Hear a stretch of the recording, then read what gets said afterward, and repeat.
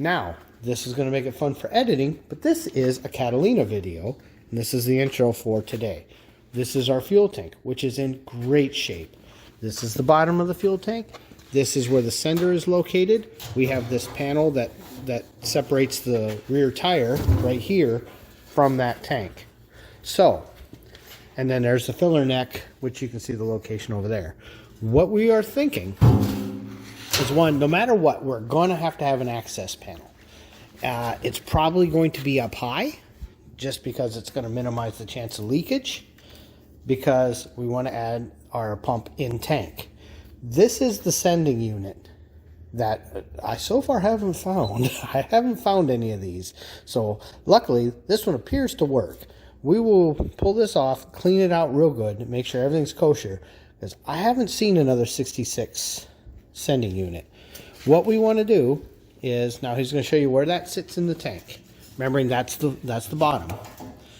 We've got to watch this swing arc. What we're thinking is adding a bulkhead connector here for our pressure feed, you know, going out to the car, and then having that come over, feed down, get attached to this hose here, and come down, using the original sender as our return line, but then taking probably one of the Holley Hydromat setups on a Walbro 255, and then building a structure that's rigidly attached here for that pump to be on, so that we can slide it all through here, get it all down in here so that gravity is holding it, it's resting on the bottom, no big deal, it's not under stress. We can run the wiring and our main fuel line up, attach it here to keep it out of the swing of the sender, and then have an access panel up here to take our main fuel hose, attach it to the bulkhead fitting here, and then also there are bulkhead connectors for the wiring that exist as well.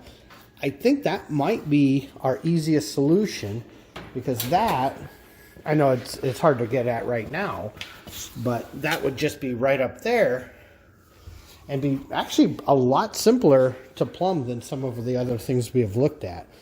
The tank does need washed out, cleaned, made safe, and then we are most likely going to be looking at cutting a panel here where it's nice and flat. It just has to be enough to get a hand and a tool in there. I'm hoping that you don't actually have to reach all the way to the bottom, and it would only be used if the tank was out anyway. But this would put any chance of leakage pretty low, because we'd have a vented cap here anyway, because that's going to be how we're going to vent our tank, is we're going to try to find a vented cap. If we can't find one, we should be able to do like we did on the Henry J.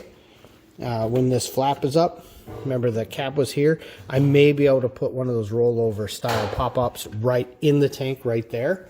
So we will look at that as well. But that is the solution we're looking at. So the tank's going to need cleaned up yet. But what he was looking at, and we just happened to grab onto Holley. It doesn't matter who we buy the pump from, but this is one of the Holley retrofit setups here. And, you know, they've got the little hydromat. Now, this is meant to obviously sit sideways. But by having a 90 on the mat, we could get that weight of the pump all the way down towards the floor, always be under fuel. I think that's the solution we're looking at here. It's also probably going to be the most cost effective. The most expensive piece will be the Walbro 255 pump, which is perfect for this application. There's a reason it's everybody's favorite go-to pump. It's not too big, it's not too small. Another option, as we're kind of looking, is, and I've used these in other applications, it turns out we can get a 21-inch version here, or a 20, you know, whatever we need of that for $100. So there's no float. And if there's no float, that gives us a little freedom with the pump. What we're going to find out here shortly is how much room do we have on top of here? Because when you feel under here, it's not a ton of room. So we're super curious. So we're going to pick the car up real quick and roll her back and take a peek real quick. Well, we were looking up here, and we have room to do it. So rather than rely on this ancient sender to continue working forever, we just went ahead and ordered a custom 21-inch version that we're going to mount right here. And then it'll be 2 wires coming forward, and we'll connectorize that. And it's a tube with no float. You know, it stays internal like we did on... I think I did that on the Henry, and I did it on one other project too. They're expensive, but you know, it stays self-contained, nothing to get fouled. That's going to give us a little more freedom in dealing with this. So he is going to check with Holly about their internally bypassed version, because it would be nice to have just a deadhead system. But if not, I think we can work this out. So we're not ready for that yet, but we did order a plate because it's already stamped and has the screw holes in it from Tanks. We'll drill the hole, weld it down. So that'll work out pretty nice. I think that's going to also give him a little bit of peace of mind, knowing that in the future, if a sender does die, at least he can get something, because we haven't seen a lot for this 66 wagon. These, of course, any wagons, the gas tanks are always so goofy that, you know, for the 5 of them that anyone's working on anywhere in the world, it's just not worth it for somebody to make them. So, oh, ShopDog's got opinions here. Okay, cleaning out the tank a little bit. We just taped the rubber hose onto the schnozzle in the hopes that it'll get all that little scale off the bottom.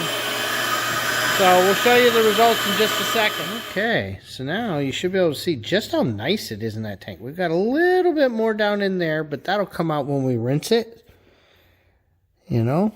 But yeah, so he just got the loose, mostly sand and garbage out, because after we do the cutting and welding, he's going to do one of these Pour 15 fuel tank kits. And that's going to make it really nice and, you know, compensate for any bad welding.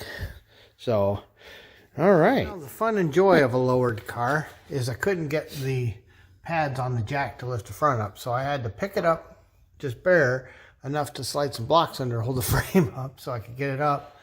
But now both wheels are off because we're looking at the lines. In fact, I run inside the frame right now, which is not one of my personal options, but see, it's run here, which means it's going to sit and vibrate, and eventually, psh, there goes that wheel.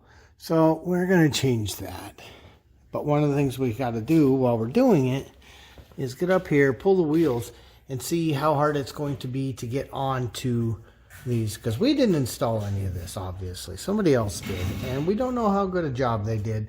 So he doesn't want to be driving and suddenly be scraping the road. As we can see, it's snowing again. Just what we needed. Wasn't thinking, forgot to shoot some video. So we're pulling these to see about changing the fittings on top. And you just can't fit it out. So we're going to have to apply a little pressure. Don't go crazy here. We don't want to tip the car off the jack, but just compress a little bit. It's going to make it easier to pull this. So we'll compress that, pull the shock, let it just hang. Then we're going to pop this knuckle, or this ball joint right here. Hopefully not rip the boot too bad, but these are usually pretty easy to do. And then we'll be able to swing the upper a little out of our way, chunk a block of wood under there. The lower will come down enough because of the weight of the caliper, that'll give us the room to swing that out, because it's got this long threaded rod on the top, and we don't want to monkey with that. So I will show you this as we do. I wish I'd have got that on camera, because that worked exactly the way it's supposed to. So beating on this pad that they put here with the nut off, and then boom, I didn't have this quite where I thought I did. So that was explosive and fun. So on the other side, when we're doing it, we'll see if we can get it on video, because that was pretty fun. I feel terrible because the guy who did this originally paid an actual shop, a for real freaking shop, to do this. So I don't know if you notice how bent all that is, or the fact that I had to cut that because it was literally coiled around that rod. So that was literally how that was, wrapped around like that. But then wait till you see the boogers in here. And of course you can see why those are cockeyed now, because that was sitting in there. And because of where he had welded this washer in here so that he can make his little threaded rod, then he was like, oh, no, I can't get the bolts on right because I missed. So, now I got to fix all that. That sucks. Because if you ever had to do this out in the field, you can't be doing it this way because airbags fail. So if you're out on power tour and your airbags fail and you go to a shop and this is what you present them, man, they're gonna take your credit card and run. Real quick. Do we already have the You want some light? Well, I mean for the camera. Oh yeah, light. Where's light?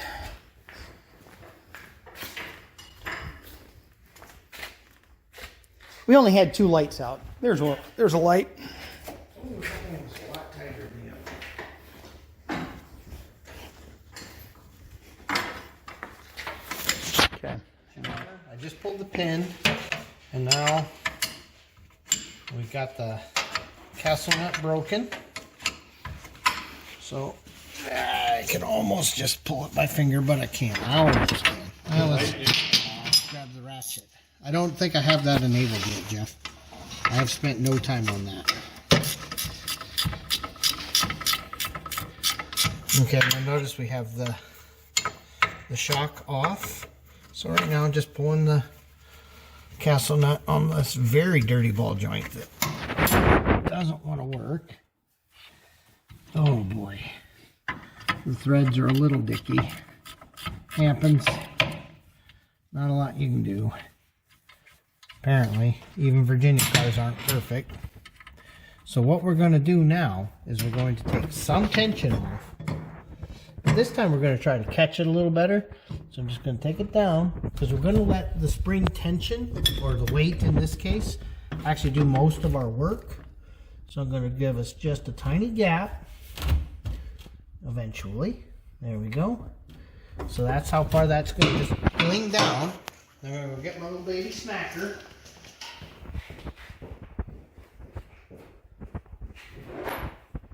And then, if you remember, on the knuckles, well, like any tapered fitting like this, you know, always hit what it goes through, deform it a little bit, and that'll usually set her free. So, I'm just going to not break that.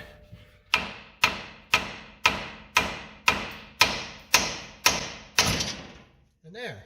So what happened is the shock of you hitting this ear took that just momentarily and took it off round. And because it's a tapered seat on round, as soon as that wasn't round for a second, the tension pulling down on this allowed this to just pop up. So now we have access. So now we should be able to pull all this down and drop that out. We don't have a lot of confidence in how this was built, especially since we're tested with the wrong one, but that's fine. We're just trying to figure out what the clocking needs to be. There's so much variation. Not only can this base move, but those studs are not in line with the old shock, you know, where the old shock used to be. So we're trying to figure out what the actual alignment needs to be to not rub the airbag and to not pop it on anything, so that we know where this fitting is for the air fitting. Because what we're going to do, I think, is make a short extension of air fitting with a 90 degree with self-lockers to make it easy, so that instead of what they're doing, I don't know if you can see it, but it's down in the frame here, and it was running in up and over this, and that was a failure waiting to happen any day. You'd be driving and pretty soon you weren't driving. So, and yes, we do know that the control arm bushings are bad. We can only do 3 things at a time. Okay, I think we've hit a nice stopping point for the Pontiac. He's been under the car mocking out better ways of routing the hose. They had it routed in the frame where you would never ever be able to fix it, inspect it, know anything about it. That's where the mice live. So I'm not a fan of running in the frame. So the new routing, as it comes across the top of the frame, it's going to come right here to a right angle connector right under here. Now that we know what all the clocking is, So this is just a scrap piece, but what we're going to do is do a longer length, put a 90 on it, and then it's just a slip fit, you know, common, used everywhere. And then if you ever had to service this, you could unhook the airline from above before you've turned any wrenches, so that you're not having this twisted, you're not fighting it, you're not cutting it. None of that's happening. The other big thing is, now that we know what the clocking needs to be in the car, because the instructions are not the greatest, we now know why we had so many rubbing and other issues in this car. So we're pretty happy right now. We've got some things ordered. He's got some other things he's going to locate. So I think that's going to wrap it up for the Catalina tonight.